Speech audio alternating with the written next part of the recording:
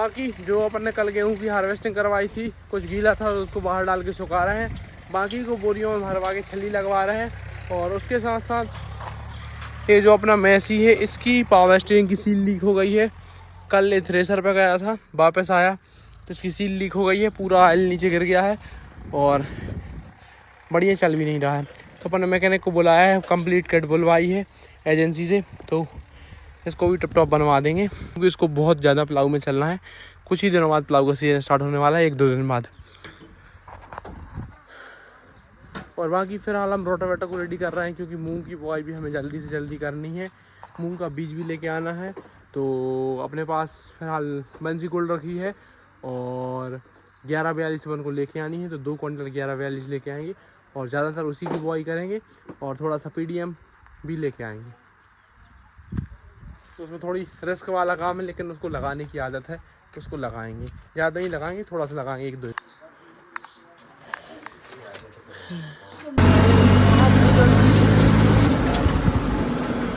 तो भाई साहब इसकी जो सीलें हैं वो चेंज हो गई हैं, कंपनी की ओरिजिनल सीलें डल गई हैं और अपन इसको टेस्टिंग पे लेके आए थे। टेस्टिंग में लगभग वहाँ से अब देखते हैं कहीं से लीक फीक तो नहीं हो रही, बाकी सीलें चेंज हो गई हैं। और आज से ये ट्रैक्टर भी अपने काम में आएगा, या तो अपन इससे मल्चर चलाएंगे या तो रोटावेटर चलाएंगे, और थ्रेसर तो ये चलाता ही है पट्टे वाला। All set. तो गाइस इसकी जो 4 व्हील की शाफ्ट है वो बहुत ज़्यादा आवाज़ कर रही थी, तो अपन ने खोल के देखा तो इसके अंदर जो बेरिंग रहता है वो तुमने पहले उतर में फंसा दी, पहले इस तरफ फंसा दी, पूरे नट खोलने पर है। तो जो इसकी 4 व्हील ड्राइव की शाफ्ट है वो आवाज़ कर रही थी, तो अपन ने खोल के देखा तो इसके अंदर एक बेरिंग बहुत ही बुरी तरीके से टूटा हुआ है। इधर वाला तो अपन शाफ्ट निकाल के फिलहाल के लिए अलग कर दी है, अब ये 2 व्हील में ही चलेगा, बस इसका कवर लगा रहे हैं। बाकी शाफ्ट तो ये पड़ी है, इसका बेरिंग ठीक होगा, जो पोस्ट वगैरह है वो बनेगी, उसके बाद जाके अपन फिर कभी लगाएंगे। अभी 4 व्हील की अपन को ज़रूरत है नहीं। तो गुप्त सूत्रों के द्वारा पता चला है कि डीजल शायद से महंगा हो जाएगा और शायद मिले भी ना, और मिलेगा तो सिर्फ वाहनों को मिलेगा, कैनों में डीजल नहीं मिलेगा। तो अपन अभी एक बार भरवा के ले जा चुके हैं 150 लीटर, और अब अपन 150 लीटर और भरवा के लेके जाते हैं क्योंकि अपने पास बड़ी कैन है नहीं। कृष्णा नहीं, उदम नहीं बेटा, और अपने साथ कृष्णा भाऊ भी आए हैं इस राउंड में, तो 300 लीटर लेके चलते हैं, चारों ट्रैक्टरों को फुल टैंक करवा देते हैं और फिर बाकी और देखेंगे। जो घर पे जो 200 लीटर रहेगा उसका अपन इस्तेमाल नहीं करेंगे, सिर्फ उस पेट्रोल पंप पे ट्रैक्टर लाएंगे और डलवाएंगे। तो डीजल। कृष्णा भाई क्या लेने आए हो, क्या लेने आए हो, जल्दी बताओ। कृष्णा क्या लेने आए हो, ओए बता जल्दी।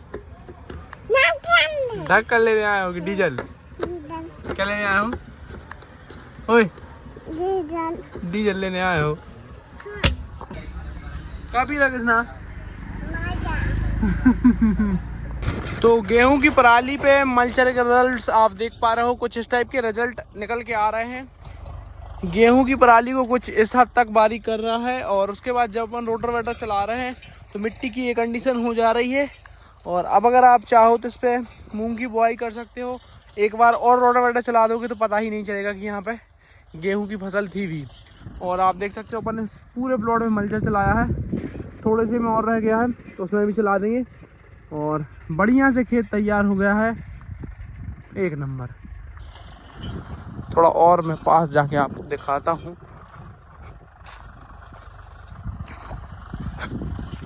ये देख सकते हो खेत बिल्कुल साफ हो गया, नीट एंड क्लीन। अब इसमें सिर्फ रोटावेटर चला के मूंग की बुआई करनी है। इधर अपन को पानी भी कम लगेगा और जो फसल अवशेष है वो भी वापस से मिल गए हैं।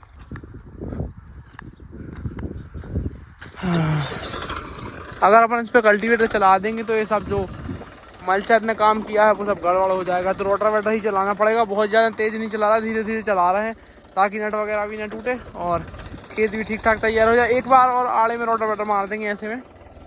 तो भाई साहब इस खेत से, इस डीपी से अपने खेत में लाइट की सप्लाई जाती है, और इस खेत के जो मालिक हैं वो बोल रहे हैं कि भाई अगर आप डीपी चालू करोगे तो हमारे खेत में आग लग जाएगी।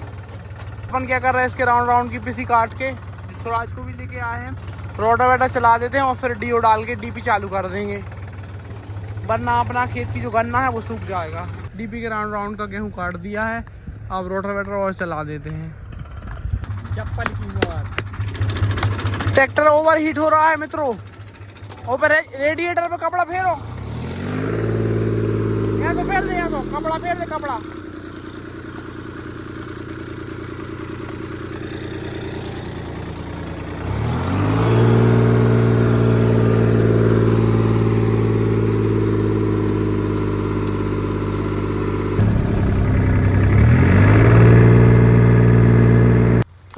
एक सेकंड में थोड़ा मैं अपना शकल देख लूँ। हाँ, वेलकम बैक, आप सभी का स्वागत है एक और नए ब्लॉग में। तो भाई साहब आज अपन रात से ब्लॉग स्टार्ट कर रहे हैं और दिन में अपन ने काफ़ी सारे काम करे हैं और आज अपन पूरी रात जागरण करेंगे और गेहूं की कटाई करेंगे। 2 दिन हो चुकी है बारिश, तो गेहूं का सीजन थोड़ा डिस्टर्ब हो गया है। तो एक ट्रैक्टर अपन ने बाहर भेज दिया है, एक अपने पास है 4710, तो आज अपन उसको पूरी रात चलाने वाले हैं। और आज मैं कार लेके आया हूँ, तो अपन कार में ही सो जाएंगे। 4 घंटे 5 घंटे मैं सोऊंगा, 4-5 घंटे ड्राइवर को सुला देंगे। और अपने उस्ताद भी आ गए हैं भाई। तो ऐसा कुछ अपना प्लान है आज रात का। का ये वाली बढ़िया बच्चे ब्लॉग बन रहा हो, ये मैं धरो मार दमाओ। खाना है समोसा है का? तो बहुत है कि पानी को कुप्पा हो रहा है। देखो, अरे यार हम पानी की सोच रहे थे, फिर हमारा दिमाग लगा हम नहीं पानी तो खेत खेत मिल जाए, पानी की का टेंशन। लो जी सर, अंकित भाई को खाना खाने के लिए भेजा दिया है, अपन चला रहे हैं रीपर। फटाफट से चालू करते हैं, यहीं से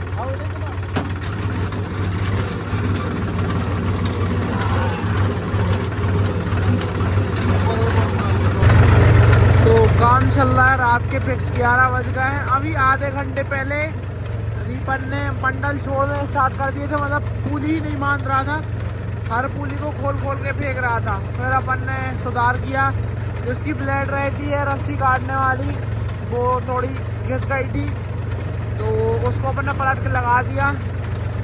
अब काम बढ़िया बन गया है।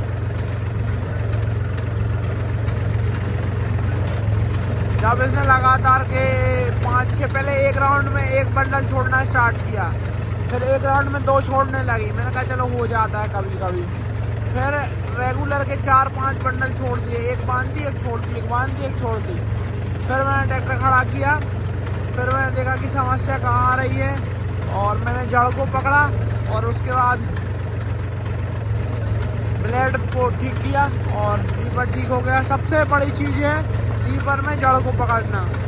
हर काम में जड़ को पकड़ना होता है कि दिक्कत कहाँ से शुरू हुई है, उसको अगर आपने ठीक कर लिया। अदरवाइज किसी और चीज़ को और खोल दोगे तो और ज़्यादा कॉम्प्लेक्सिटी हो जाएगी और आपको और ज़्यादा दिक्कतें जाएंगी। तो फिलहाल मैंने अंकित को अपनी कार में सुला दिया कि भाई तुम सो जाओ, तुम 1-2 बजे उठना, 2 बजे उठना, 2 बजे फिर तुम चलाना, 2 बजे के बाद मैं सोऊंगा 4 बजे तक, 4-5 बजे तक। पहले ड्यूटी मेरी लगी है क्योंकि वो दिन में चला रहा था भाई। जो दूसरा उस्ताद है वो अपना बाहर चला गया है दूसरे वाले ट्रैक्टर पे। अभी जब अपन ट्रैक्टर चला रहे थे इसमें एक दिक्कत और अपन को देखने को मिली थी, जो इसकी बैटरी है वो चार्ज होनी बंद हो गई थी। जब अंकित धूल वगैरह झड़ा रहा होगा दिन में, तो उसने कपड़े से धूल झड़ाई होगी ट्रैक्टर की, तो उसने अल्टरनेटर के यहाँ कपड़ा मार दिया होगा। तो कपड़ा मारने से क्या हुआ कि जो अल्टरनेटर का वायर है वो निकल गया था, तो ट्रैक्टर की जो बैटरी है वो चार्ज होनी बंद हो गई। अभी मैंने ट्रैक्टर को बंद किया और चालू किया, तो ट्रैक्टर की जो बैटरी थी वो थोड़ा लोड ले रही थी। तो मैं समझ गया कि भाई कुछ ना कुछ लफड़ा तो है। मैं अल्टरनेटर के पास गया, मैंने देखा एक वायर निकला है, उसको लगाया तो लाल बत्ती जलनी स्टार्ट हो गई। फिर अपने चालू किया तो लाल बत्ती बुझ गई। इसमें उल्टा सिस्टम रहता है कि जब ट्रैक्टर बंद है उस टाइम पे लाल बत्ती जलनी चाहिए, यानी कि बैटरी चार्ज हो रही है। ट्रैक्टर चालू हो गया उस टाइम पे बत्ती को बुझ जाना चाहिए, ऐसा सिस्टम है। अभी बत्ती अगर दिख रही है चालू है तो मतलब आपकी बैटरी चार्ज नहीं हो रही है, खतरा है।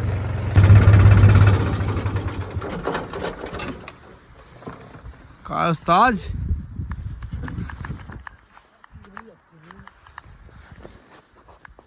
चलो हो गया कम। अब फिर सो जाए जो हम तनाव पे लौट के आ रहा है। इतनी दिक्कत हो रही थी। हाँ। घूटे भर तो खल लगे थी एक बार करे नींद तो भाई इतनी प्यारी लगी थी। तो भाई साहब फिलहाल अपन जा रहे हैं घर पे। एक छोटी सी सूजी गड़बड़ हो गई है, वो कहीं कहीं बंडल छोड़ रही, तो अपन घर पे जाते हैं। 12:30 बज रहे हैं, वो सूजी उठा के लाते हैं। और अपने अंकित भाई निकल रहे हैं दूसरे गाँव के लिए, किरकोटा जिसका नाम है, तो वहाँ के लिए निकल रहे हैं। और वो वहाँ पे जाके कटाई चालू करेंगे। इतने में अपन ब्लेड लेके आएंगे। भेज जाओ मुझे। तो घर से अपन ब्लेड लेके आते हैं। डैडी को जगाना पड़ेगा, भैया है नहीं, भैया बाहर गए हैं।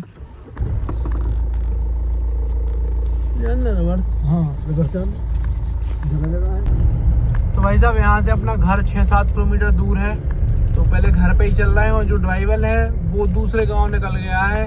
वो गांव भी लगभग 7-8 किलोमीटर दूर है। तो वो यहाँ से उस तरफ जा रहा है, मैं कार से अपनी घर की तरफ जा रहा हूँ।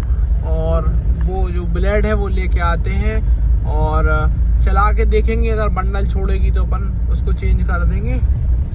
बाकी ये पास ट्रैक्टर जा रहा है, उससे मैंने बात करी है, कह रहा कि आप लोग आ जाओ, हम लोग चाय वगैरह बनवा के रेडी करवा के रख रहे हैं, आप आ जाओ, चाय पियेंगे फिर कटाई करने चलेंगे। तो भाई साहब बंदे, सबसे पहली चीज़ तो सपोर्टिव बंदे होने चाहिए ये सब काम करने के लिए। एक बंदा है वहाँ पे, उनकी एज मेरे डैडी से ज़्यादा होगी, मैं बंदा बोल रहा हूँ, मुझे ऐसा नहीं बोलना चाहिए। एक अंकल है जिनकी एज मेरे डैडी से शायद थोड़ी ज़्यादा ही होगी। वो इतने ज़्यादा सपोर्टिव हैं कि क्या ही बताऊँ। एक दिन अपन और वहाँ पे रीपर चलाने गए थे, तो उन्होंने पूरी रात रीपर चलवाया था और खुद का खेत बाद में कटवाया था। पूरे गांव का खेत पहले कटवा दिया था। सबको रात को जगह जगह के, भाई तुम्हारा खेत कटवा लो, तुम्हारा खेत कटवा लो। सबके खेत कटवा दिए। हम लोगों को काम भी बढ़िया मिल गया था और उनके गांव वालों का खेत भी कट गया था।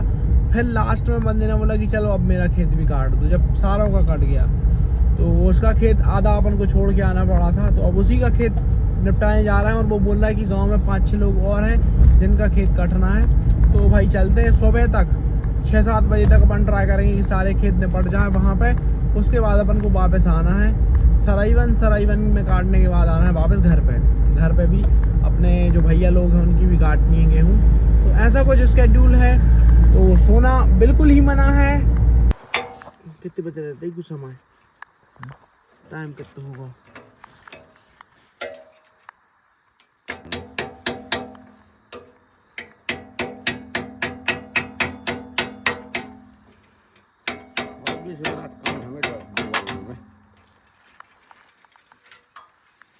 सीधे ये तो बड़े आराम से चली गई, ऐसे निकल रहा थी बाहर।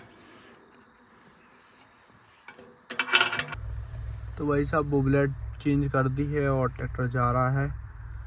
और अभी रोड से आ रहे थे तो एक खेत के साइड में काफ़ी ज़्यादा आग लगी है और उसी के बाजू में गेहूं वगैरह भी है। तो अपन कोशिश कर रहे हैं कि उसके खेत के मालिक को फ़ोन लगाया जाए। लेट्स सी क्या होता है क्या नहीं। लग रहा कौन लगा रहा? उनके परिवार सो रहा है।